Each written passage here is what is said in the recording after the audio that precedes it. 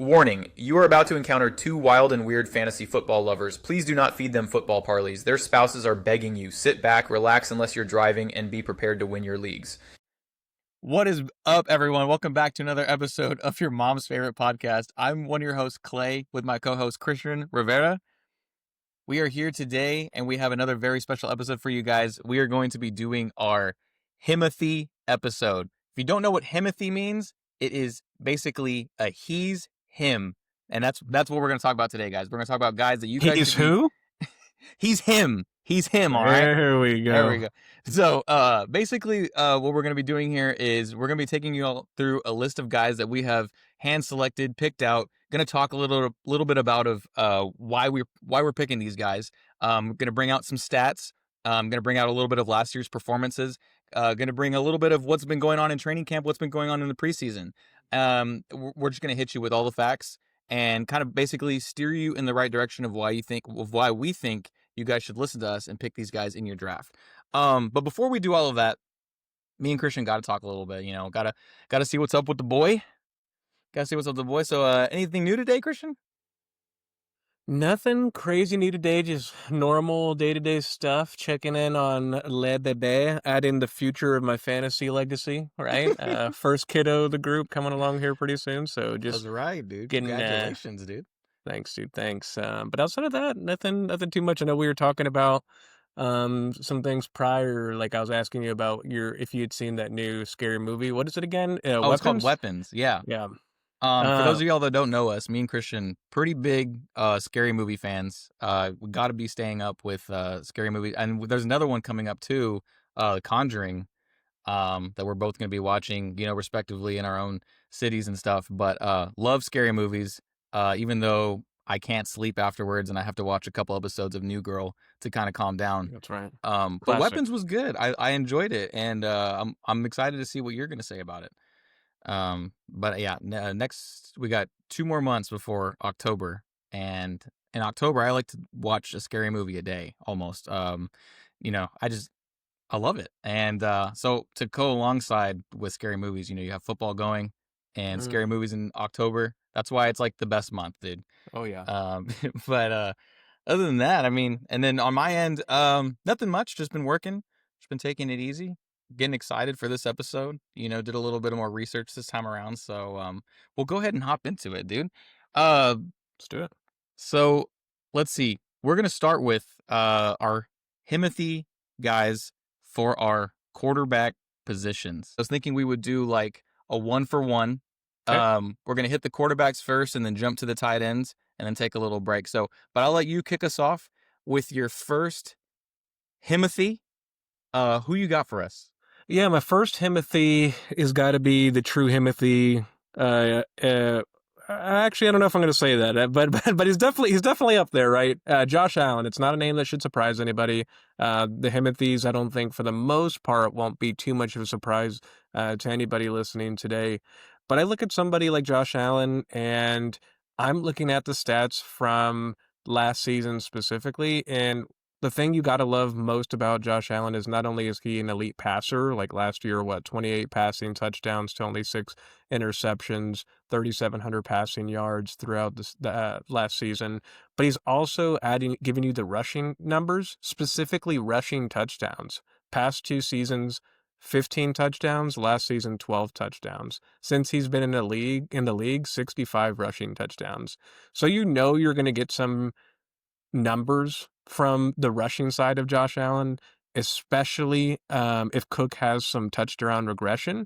So I really like Josh Allen this coming year as a HIM-OTHY, which should be no surprise to anybody. But again, when we go through more conversations, and we'll walk through this as we continue, having a positional advantage, you're going to have to pay for Josh Allen. If I'm looking at his ADP, his average draft position is 22 right now.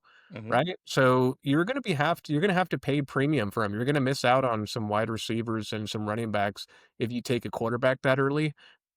But you're betting on Josh Allen having a couple of 30+ point weeks. That's what everybody's looking for, right?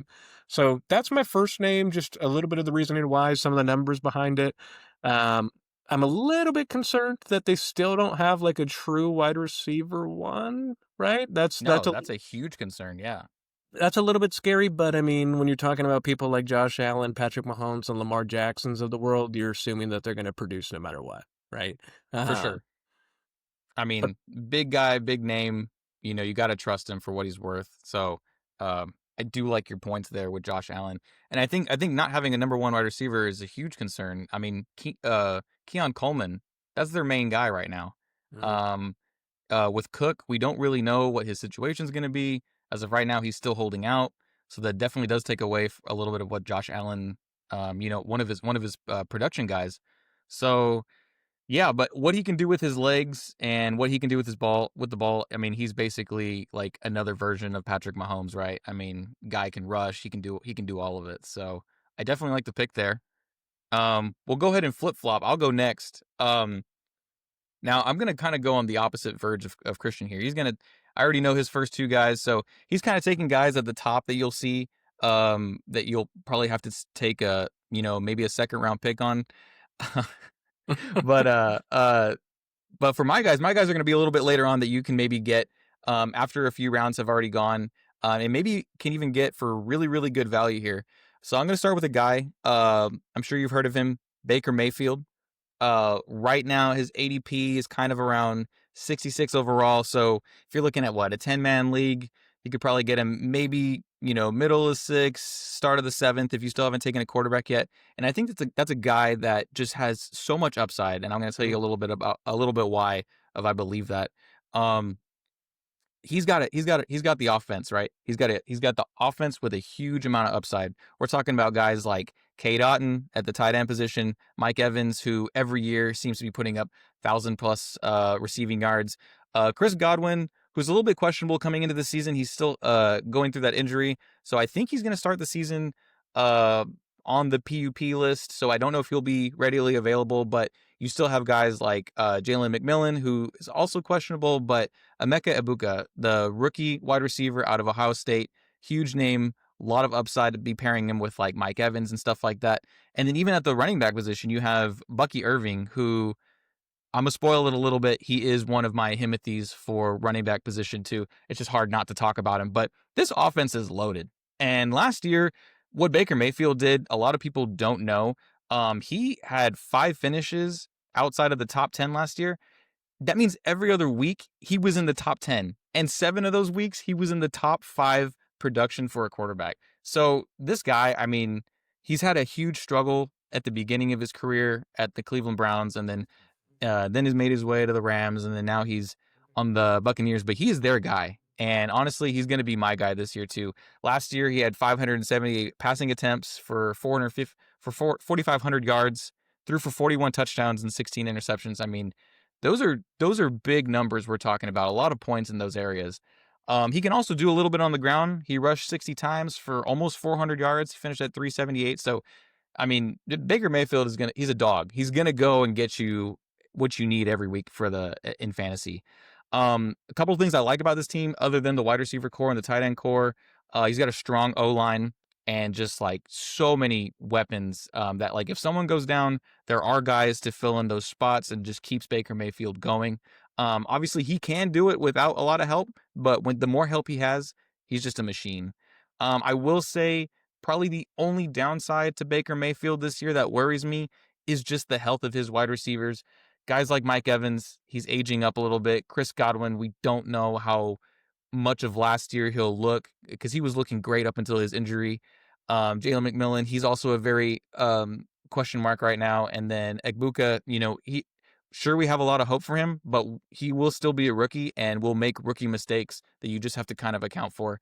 But other than that, I really believe Baker Mayfield could be someone that could have insane value for you later on in your draft. But that's my first guy. Let me ask you this about your first guy, Clay, and Sure. I'm gonna kind of get into this. I'm only asking you this actually because one, I actually genuinely am curious about your pick and your thoughts on this situation. But I'm going to talk about this with my next guy here pretty soon as a Mm-hmm. main concern. 41 touchdowns for Baker Mayfield in 2024. Mm-hmm. And if you look at the last 2 seasons when it comes to passing yards, 4,000 and then 4,500. So you can see some consistency there, especially since the Bucks have had to have like a really they've had to score a lot of points to stay in games. Are you concerned at all with touchdown regression? Of Oh, 41 touchdowns. Like, should people that are buying the Baker Mayfield train expect the same touchdown delivery, or should you expect? Where would you say is like a reasonable expectation for his passing touchdowns?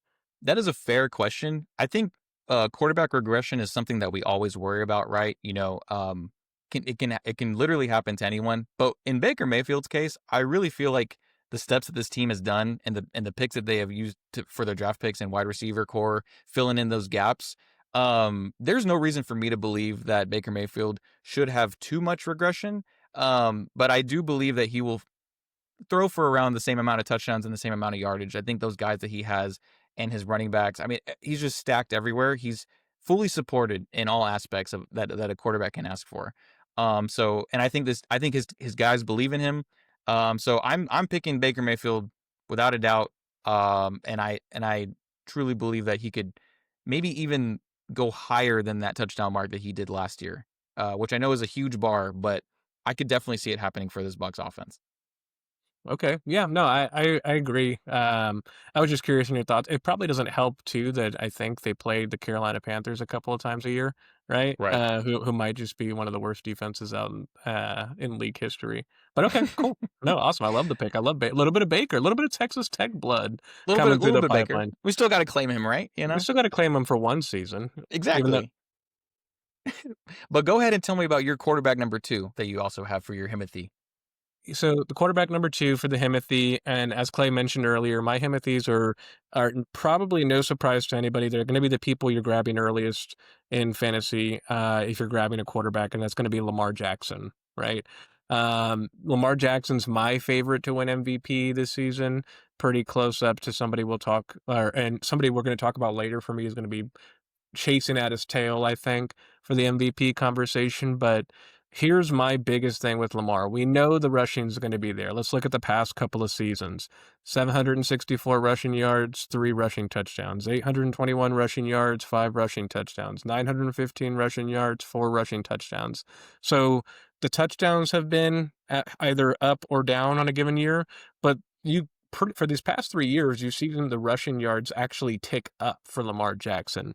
The Mm-hmm. one thing as a fantasy buyer of Lamar Jackson that I'd be concerned about is the leap he took as a passer. You hope that it's sustainable, but 2023, 3,600 passing yards, 24 touchdowns. 2024, 4,100 passing yards, 41 touchdowns. That makes me nervous a little bit because the Baltimore Ravens are probably not going to be a team that has to outscore their opponent every single week and probably wants to rely a little bit more on Derrick Henry than they did last year. Because yes, then that might sound crazy to some people. What do you mean? Derrick Henry had a bunch of touchdowns, right? It was fantastic to be a Derrick Henry fantasy football owner. Absolutely, but he was only getting about 57% of the snaps last year, right? So they were in a lot of passing situations. You would expect that to want to flip a little bit to take the pressure off of Lamar. Because even with an incredible season, again, 41 passing touchdowns, 4 interceptions, they kind of fell short of their main goal. So did they try to change Right. it up a little bit, right? I think that's my only question mark with Lamar that I would feel a little bit nervous about. Maybe the passing touchdown volume isn't there this year. But I mean, realistically, there's not going to be a lot of people that are going to mirror his performance when you're talking about the rushing production as well. No, absolutely. I mean, you're talking about the guy who finished number 1 quarterback PPR and half PPR. I guess I'm gonna ask you the same question just because of where he did finish. Are you worried about a little bit of regression for Lamar Jackson since he did finish number 1 overall, or like you were saying, how you believe he's going to be the MVP this year? Do you see it just happening again? Does he just run it back? Yeah, I don't think he's going to run back the passing touchdowns. I think anytime you hit the 40 and above passing touchdown threshold, it's going to be really hard to reach that again. So I do expect a little bit of regression in the passing touchdown department, but I don't see why he wouldn't be at least 3,500 passing yards or more. I mean, that's where he's been these past 2 seasons, right? I would probably say 28 to 35 passing touchdowns, and then maybe we see the rushing touchdowns actually tick up a little bit, Sure. especially if they use Derrick Henry a little bit more and the run game's a little bit more efficient than it was last year. The run game was explosive last year, wasn't Massive. necessarily efficient though, right? Which is why Derrick Henry wasn't on the field at all times. So I would say if we can tick that number from 4 rushing touchdowns up to 8 rushing touchdowns, that might be enough to make up for that regression we're probably going to see in the passing touchdown department. But I actually do see some regression happening with Lamar Jackson. I don't think that shouldn't scare you from not drafting him, especially if you believe in early quarterbacks. That shouldn't scare you away from Lamar Jackson. It's just something to expect. He might not be like the true, QB1 option that he was last year, right? Just Right. something to consider. No, yeah, I love it. But I'll go ahead and finish this off with another quarterback who I really, really believe in this year. If I do happen to miss out on Baker Mayfield, I do know that I could still possibly get this guy who's actually falling just a little bit more behind him ADP wise. I'm looking at Bo Nix. Bo Nix, second year out of Denver. ADP is going around 71 overall, so can maybe get him like around middle of the 7th. If you could get him towards the 8th round, it's just even more value for you. Sometimes if the guys in your league are already drafting quarterbacks early, you can maybe even sit on it and just wait and wait and wait. And the more he falls for you, the better it is, just value wise. But I love Bo Nix because he is a young quarterback in this league. I think I see what I see in him. I just love, and I know he's going to continue to improve a lot of aspects in his game, but because he is a young quarterback, I am still worried that he will make a lot of young quarterback mistakes and stuff like that. But last year, he did finish in the top 10 in PPR leagues 6 times. So I think that's pretty good for someone who didn't even throw his first receiving touchdown until week 4. I mean, this is a guy who, kind of got thrown into the fire. Sure, he had a longer college football experience than others and had a lot of extra uh, reps at Oregon than a lot of other guys. I'm pretty sure he broke a lot of records. But other than that, I mean, Bo Nix, I mean, he is experienced. He's just not experienced as you would want him in the NFL just yet. But I will continue to believe in Bo Nix until he gives me a reason not to. Last year he threw a ton, 567 attempts for 3,700 yards. 29 touchdowns and 12 interceptions is not bad for a guy who's just coming into the league. But he looks great. And some of the things that the Broncos did in this offseason that really kind of make me believe in Bo Nix a little bit more is the huge addition at the tight end position of Evan Ingram. I've always liked Evan Ingram. I think he was a huge streaming tight end, kind of like a lower name tight end that you could get later on in your drafts in previous years. And now you're giving Evan Ingram a quarterback like Bo Nix. He's going to find him. So I think having that extra weapon there, and they added Cortland Sutton to a contract extension this offseason. So he's going to be playing with that on his shoulders. So I just think some of the moves that they made around the Broncos, I really, really like. Some of the things I don't necessarily like about Bo Nix, as I kind of already said, he is a younger quarterback. Still just, now they have another year of film on him. Oh, he's going to just continue to make mistakes. But one thing for sure is this Broncos defense is the real deal. So in the real world, not necessarily in fantasy, the Broncos defense is going to keep the Broncos in a lot of the games, even if Bo Nix isn't necessarily having a lot of production. But I still like what I see from Bo Nix, and I think he's very, very good value going for where he's at in most of these drafts. No, I love the pick. And just a quick comment. How do you not want to get a guy that's in the Sean Payton system for just another year, right? Exactly. Like, you have an offensive guru, they're putting people around him now. He's getting more comfortable with this true number one wide receiver. It just seems like a perfect marriage for him to continue to break out from here. For sure. And they even added, I totally forgot to mention, they even added RJ Harvey, another huge fantasy name that you'll hear about, running back position, alongside J.K. Dobbins, who they picked up in the offseason as well. So he does have the running back help. He's kind of set in certain areas, maybe not as well set as my other first pick, Baker Mayfield, but I definitely love to see what Bo Nix can do with this team. But we're going to move on here to our tight end positions. who we have picked out a couple for you guys as more of our as our Himothy episode continues. Christian, do you want to start us off in the tight end position? Yeah, let's do it. So in the tight end position, again, in the Himothy section, gonna be boring here because what for me, just like I'll mention again, just like for quarterbacks, if I'm not getting a quarterback super early, then I'm not drafting them. So my Himothys are going to be very specific, and my I only have one Himothy at tight end, and that's Okay. Brock Bowers, right? If I'm not getting Brock Bowers, I'm not buying a tight end early. This doesn't mean I don't respect other names that are going to come soon after him. Mm-hmm. It's just where I'm sitting at. So let's talk about the true Himothy that everybody knows about, and that's not a surprise to anybody. Last season, rookie season, 112 receptions on 153 targets, just under 1,200 receiving yards, and 5 touchdowns. I Mm-hmm. think what fantasy buyers have to be wary of, and have to be knowledgeable of, I guess, and that's something, not wary is maybe the wrong word. ADP 16. So he's going super early for tight end. He is the first tight end off the board. Right. I would be concerned that his yards probably drop down maybe a little bit. I think his receptions are still there, but you're now having a quarterback in Geno Smith who everybody keeps talking about upgrade, upgrade, upgrade, upgrade. I believe it. I'm 100% there. It's absolutely an upgrade. I think that's a part of the problem For sure. because there are other options, right? They just Mm-hmm. had Genty, who looked really good in the preseason, and the offensive line doesn't look nearly as bad as people have been saying. Now, granted, it is the preseason, right? But if they can run the ball efficiently and not make Geno throw every single play, and he has other options, specifically in Jacoby Myers, who's an excellent wide receiver target, you probably don't need to have Bo Nix taking the air out of the defense. Now he's probably just going to be Geno's safeguard, and that could be great for something I'm going to talk about here in a second, but that could also mean maybe instead of just about 1,200 yards, maybe we're about to break 1,000 for a tight end, right? Which is roughly around a 200-yard difference, which is going to make a difference in some leagues, right? Mm-hmm. For Especially sure. for how high he's going. So I would be concerned about the yardage regression, but positive regression, I guess, is where I'm kind of leaning towards my Brock Bauer pick here.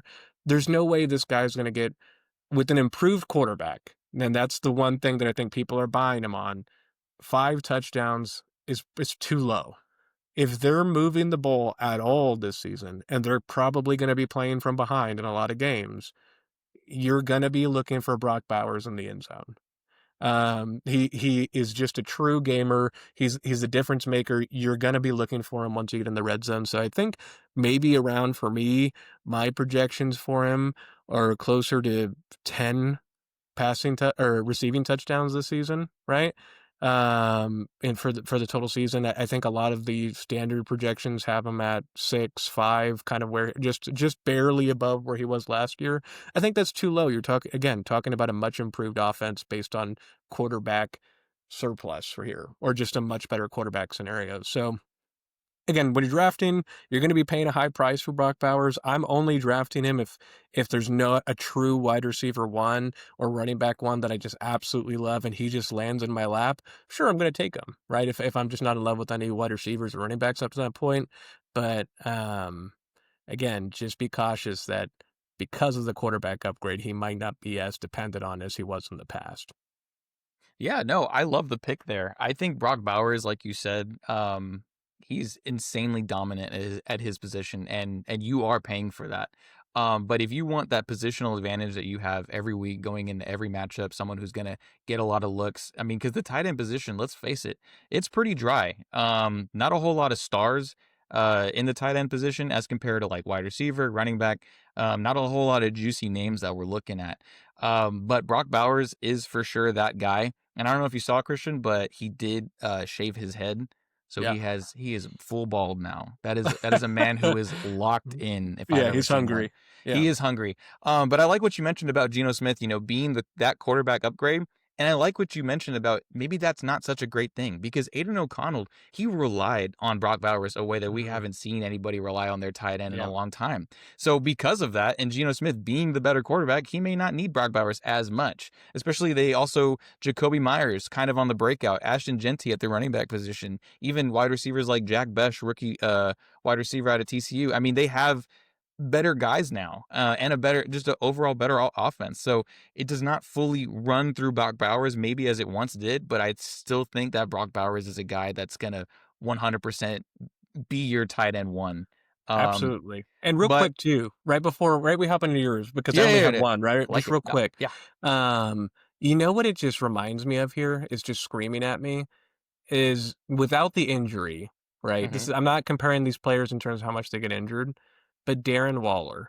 When Oh Darren man, Waller was depended on as a Giant, I mean, he had crazy fantasy production when healthy because you had a quarterback scenario to where they was just dumping the ball to tight end every single play. And absolutely, again, you don't doubt the talent.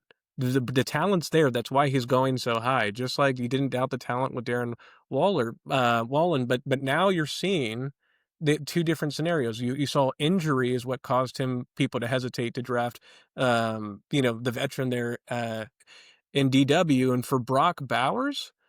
I think the thing you got to say now is just okay. Well, now we have a quarterback that's actually usable. yep, Maybe he's just not dumping it down every play, and that's something that you should be concerned about. for Unless sure, you're in dynasty. If you're in dynasty, draft this guy in the first or second round and don't even blink. But absolutely. if you're not, if you're in a redraft, just understand the risk involved for taking a player this high, right? Yep. Absolutely. Because you were missing out on other guys that are huge wide receiver, running back studs in this area. Like Christian said, if he falls to you, great. But I would not really necessarily reach for Brock Bowers, especially in a redraft league. Right. But we'll go ahead and move on to my pick. And it should surprise no one that it's also the guy that's right behind Brock Bowers, if anything. But let's get into it. I picked Trey McBride for my tight end. He's kind of only there because if Brock Bowers is already taken, I don't want you guys to worry because Trey McBride is also your guy. He is my HIM-OTHY. Going right now in ADP wise around number 26. So you can scoop him a lot later on than Brock Bowers. You could probably already have a wide receiver, a running back, maybe even two running backs, and then go and get Trey McBride if he falls to you again. He's gonna go in like the at beginning of the third round, maybe late second round. So if he falls to you in the third round, I think that's fantastic value for him. Anywhere in the third, fantastic. For me, he is also a positional advantage hero compared to Brock Bowers. And in fact, and that's why I picked him over Brock Bowers because we're going to see with Brock Bowers is a little bit of regression because of the quarterback upgrade, whereas Trey McBride, not much has changed. It's the same scenario, same offense, Kyler Murray security blanket. I like what I see. So last Uh-huh. year, again, similar to what I had to say about Baker Mayfield about this guy being super consistent. Trey McBride only had 4 performances outside of the top 10 last year, which isn't like super surprising because what I had just said about the tight end position not being that great, but every other week he was a top 10 tight end. So you're going to get that consistency. You're going to get those receptions. You're going to get those points. But let's get into a little bit of error that wasn't necessarily his fault, but it was a huge talking point for last year. Um, he played 16 games, only missed one, caught 111 receptions on 147 targets for over 1,000 yards. He had 1,146 yards, but his issue was he only got 2 receiving tight ends. I Oh. I for the life of me, I don't know how that happened, especially in that offense. But they would get down to the red zone, and even with Trey McBride being the red zone target that he is, he was just not getting found, or he was getting doubled. But Kyler Murray could not seem to find him. In fact, he actually had 1 rushing touchdown because they were just begging to get him in the end zone at one point. Yeah. But I do want to talk about a very high point for Trey McBride that his season last year after the bye, he went on a crazy tight end finish. He finished as the tight end 1, then the tight end 3, then 4 and 4. Then he kind of fell to a tight end 28. We're not going to talk about that. But then he finished on a 1-1-2. So nearly 7 straight finishes in the top 4 as a tight end. So he's that guy. I mean, he's always been that guy since he found himself on the Cardinals. I love what I see from Trey McBride. I've had him on my team in multiple drafts in years past, so I'm going to keep on continuing to pick him. But I do want to reiterate, I am not going to reach for Trey McBride, but if he falls to me, that's fantastic. Um, Things I love about him is that he is Kyler Murray's security blanket, which I already mentioned, and he's essentially this team's wide receiver one, right? We're still waiting on Marvin Harrison Jr. to kind of take that step into that wide receiver one role. But again, this also kind of falls on Kyler Murray just being slightly inconsistent, especially in the red zone. I love Kyler Murray, think he's fantastic, especially for fantasy. But do I wish he looked at Trey McBride a little bit more, especially in the red zone? Absolutely. I think that should turn around this year. I don't see any reason why he only has 2 receiving tight ends all year for as good as he is, but that is my pick. So again, that's who I would go with my tight end for my HIM-OTHY. Just a quick comment and then a question, Clay, if you don't Sure. mind. Love the pick, but let's just say you were in the second round, early second round, so you're on the turn, maybe you're Mhm. right after maybe 2 or 3 picks after the turn, and you have a feeling McBride's not going to come back to you. Bowers is off the board, or let's just make Mm. let's actually play it up. Let's play this hypothetical. Let's say Bowers isn't off the board. Oh my So God. you're looking at Bowers or McBride. Mhm. You've already made the turn. Neither one's going to get back to you more than likely. Your big wide receivers are off the board. Your big running backs are off the board. You're comfortable with kind of skipping the position. You're going to go tight end here. Yeah. Who are you picking between the two and between McBride and Bowers? I hope to God I am not in this position. And I really don't think I will be in any of these leagues that I'm in. But if, if that did happen, I think I would have to go still with my guy, Trey McBride. For a lot of the reasons that we said of why we are slightly worried to take Brock Bowers has nothing to do with Brock Bowers' talent. He is still essentially one of the most athletic tight ends in the league. I would absolutely kill to have Brock Bowers on my team. But in a toss-up, I'm going to take the surrounding team as my difference maker. And I just think that Kyler Murray and him have already established a great relationship. He's Kyler Murray's security blanket, and we're gonna have to see what Geno Smith, what he does with Brock Bowers this year.